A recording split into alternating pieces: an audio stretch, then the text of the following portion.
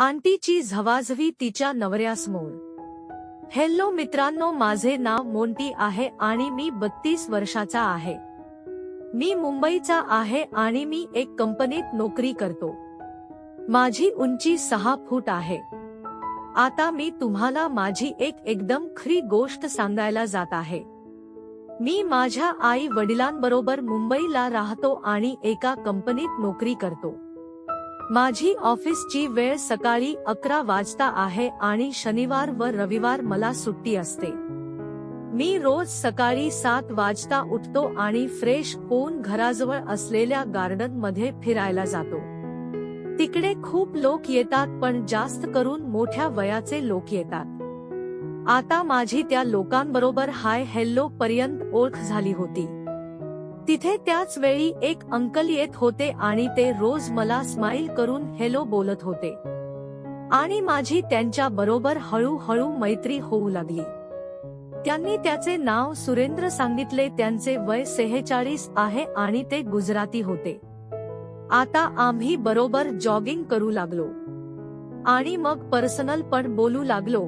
लग्न का केले नाही, घरात कोण कोण आहे? मग मी त्यांना विचारले तर ते म्हणाले की ते स्टॉक ब्रोकर आहेत आणि घरात त्यांची बायको आणि 2 मुली आहेत। एक पुण्यामध्ये MBBS करीत आहे आणि एक मुलगी बरोबर राहते आणि ती मुंबईला कॉलेजमध्ये शिकते। आणि मला हे पण समजले की ते माझ्या समोर बिल्डिंग मध्ये राहतात। एक दिवस जॉगिंग करत करत त्यांनी माझ्या बरोबर फोटो घेतला आणि आता आम्ही चांगले मित्र आहोत। एक दिवस त्यांनी मला घरी चहा घेण्यासाठी बोलवले, पण मी म्हणालो की ऑफिसला जायला उशीर होईल, मी शनिवारी येईन। मग त्यांनी मला शनिवारी आठवण करून दिली, तर मी म्हणालो की मी आता शॉर्ट घातली आहे आणि मी घरी जाऊन बदलून येईन। तर ते म्हणाले ठीक आहे, काही अडचण नाही। मग मी त्यांच्या बरोबर गेलो आणि त्यावेळी त्यांच्या घरी त्यांची बायको होती। त्याने दरवाजा उघडला आणि मला हाय हॅलो म्हणाली आणि मी पण हाय म्हणालो आणि मग आम्ही हॉल मध्ये जाऊन बसलो। मग ते म्हणाले की त्यांची मुलगी आता झोपली आहे। आंटी दिसायला माल होती। मग तिने तिचे नाव दक्षा सांगितले आणि मला पण मोठ्या वयाच्या अनुभवी बायका आवडतात आणि माझी नजर तिच्याकडे जात होती। मग ती म्हणाली की मी चहा घेऊन येते आणि मग मी आणि अंकल बोलू लागलो। मग ती काही वेळाने चहा घेऊन आली। ती 2 कप चहा घेऊन आली होती आणि तिने मला 1 कप दिला आणि दुसरा घेऊन माझ्याकडे येऊन बसली। मी म्हणालो की अंकल तुम्ही घेणार नाही का?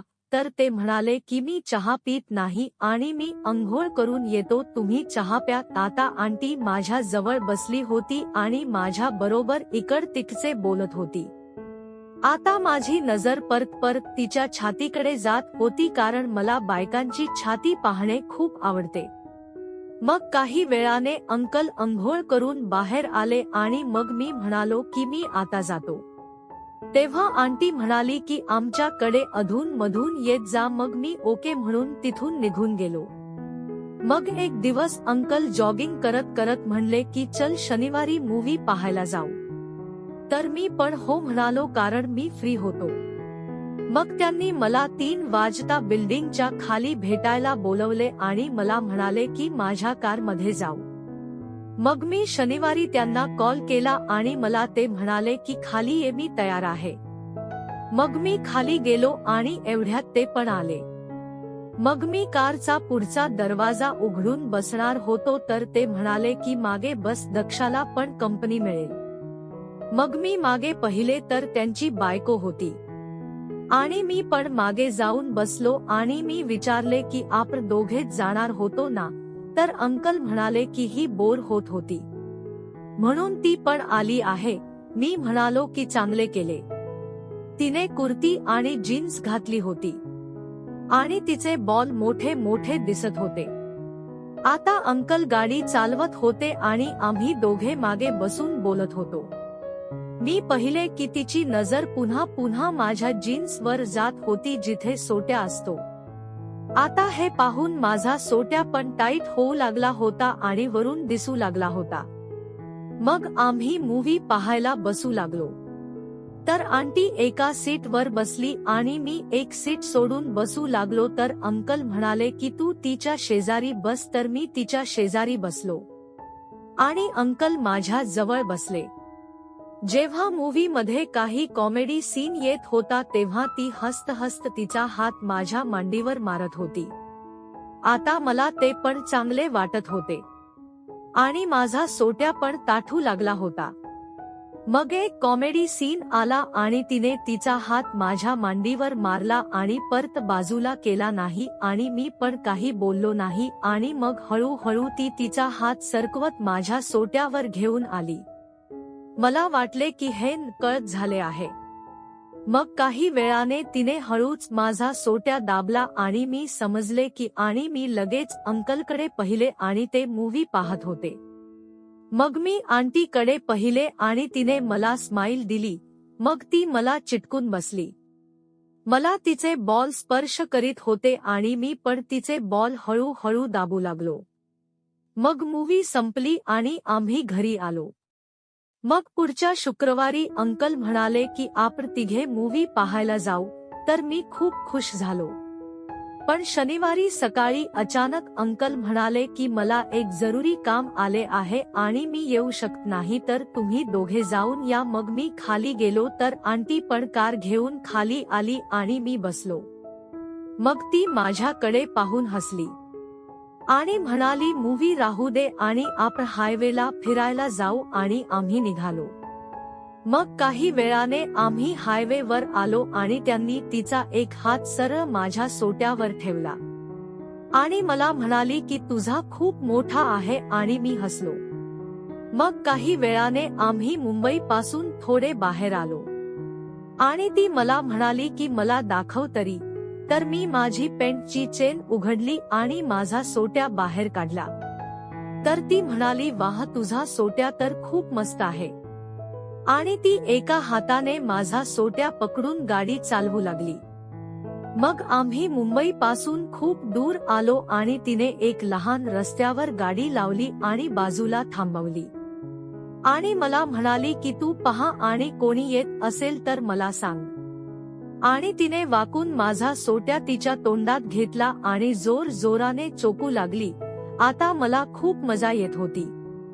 मग मी तिच्या कुर्तीच्या आत हात टाकून तिचे बॉल दाबू लागलो.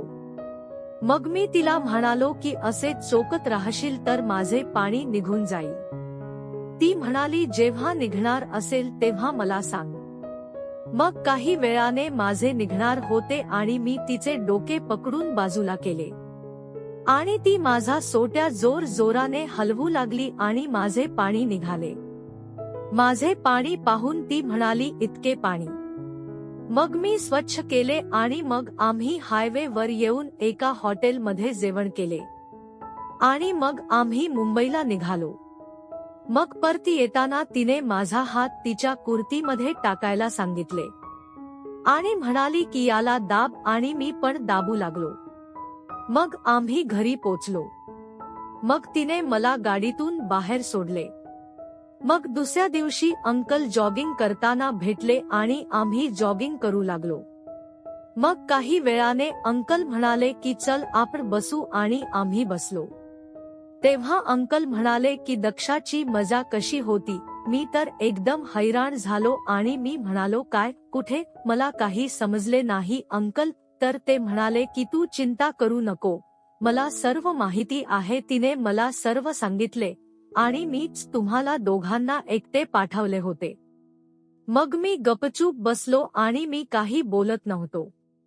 मग अंकल म्हणाले की त्यांची सेक्स लाईफ खूप बोरिंग बनली होती आणि तिला पण मजा येत नव्हती आणि ही माझी इच्छा आहे की मी दक्षाला दुसऱ्याकडून झून घेताना पाहायचे. आणि तेव्हापासून ते चांगला माणूस शोधत होते. मग ते मला म्हणाले की तू दक्षाला झोणार का. मग मी जोश मध्ये हो तर म्हणालो पण मला मनात थोडी भीती वाटत होती. मग ते म्हणाले की त्यांचा एक फ्लॅट आहे आणि तो मोकळा आहे आणि आपण पुढच्या शनिवारी जाऊ. मी हो म्हणालो आणि घरी गेलो.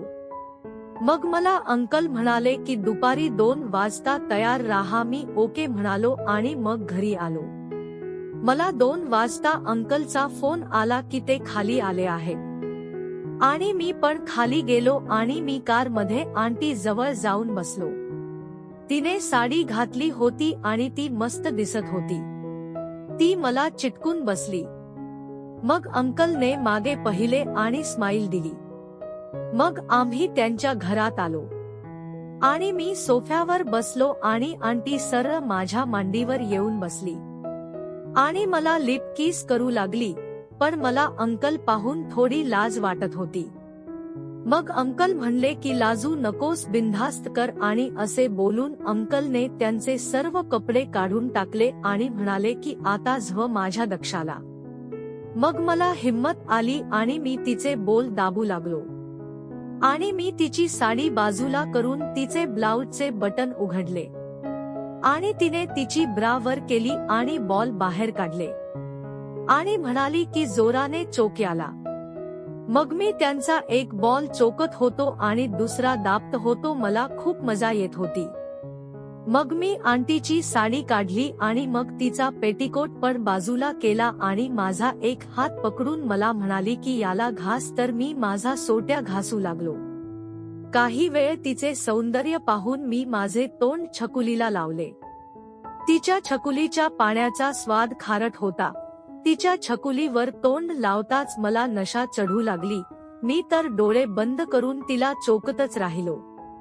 आता तिला सहन होत नव्हते. आता ती माझे डोके धरून छकुली वर दाबत होती.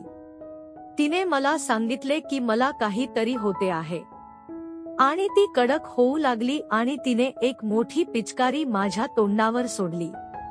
मी पूर्ण मंत्रमुग्ध झालो आणि माझा सोट्या एकदम लोखंडासारखा ताठून उभा झालेला होता. आता तिने माझी शर्टाची बटणे उघडली आणि तिने ती काढून टाकली. मग तिने माझी पेंट काढून टाकली. मी आता फक्त चड्डी घालून होतो. तिने जसे चड्डी काढून टाकली तसे तिचे तोंड उघडेच्या उघडे राहिले. माझा 7 इंच सोट्या तिच्या समोर नाचत होता. मी तिला सोट्या तोंडात घ्यायला सांगितले. ती थोडा विचार करून तोंडात घ्यायला तयार झाली. आता आम्ही 69 पोझिशन मध्ये आलो. ती माझा सोट्या प्रेमाने चोकत होती आणि मी तिची छकुली चाटत होतो. असे आम्ही 15 मिनिटे चोकत राहिलो. यावेळी मी 1 वेळा आणि तिने 2 वेळा पाणी सोडले होते आणि मी तिचे पाणी पिऊन टाकले होते. आता मी तिच्या पायांच्या मध्ये आलो आणि तिची छकुली कुरवाळू लागलो. मग मी माझे बोट तिच्या छकुलीत घालायचा प्रयत्न करू लागलो आणि ती धडपडू लागली आणि मी तिला कसेतरी समजावून एक बोट आत टाकले. तिची छकुली खूप टाईट होती. मग मी हळूहळू बोट आत बाहेर करू लागलो. तिला खूप मजा येत होती. मग मी सोट्या टाकायची तयारी करू लागलो. मी खूप सारे थूक लावून सोट्या सेट केला आणि एक जोरदार धक्का मारला. ती इतकी जोराने ओरडली की मी एकदम घाबरलो. माझा अर्धा सोट्या तिच्या छकुलीत घुसला होता आणि ती रडत मला विनंती करू लागली की काढून टाक प्लीज, मला खूप त्रास होतो आहे. पण मी आता कोठे काढणार होतो. पण मी काही वेळ थांबून तिला किस करू लागलो आणि तिचे मम्मे दाबू लागलो. असे केल्याने ती थोडी शांत झाली आणि मी परत एक धक्का मारला, पण यावेळी ती ओरडू शकली नाही कारण मी तिचे तोंड दाबून धरले होते.